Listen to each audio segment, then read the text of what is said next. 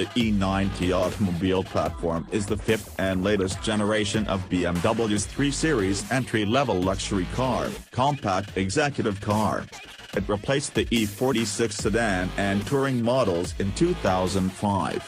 The E90's dimensions are larger than its predecessors in every aspect, and for the first time since the E21, the volume model 320i uses an inline-4 engine.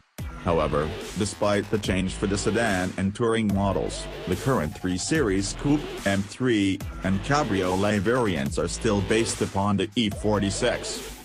First offered to the market in March 2005, it had quickly become BMW Group's best-selling automobile worldwide by the end of the year with 229,900 vehicles delivered. E46 comparison. The E90 sedan is 49 mm longer than the E46 equivalent, 78 mm wider, 9 mm taller, and the wheelbase has been increased by 35 mm. As a result, the current 3 Series is only slightly smaller than a 5 Series from the 1980s.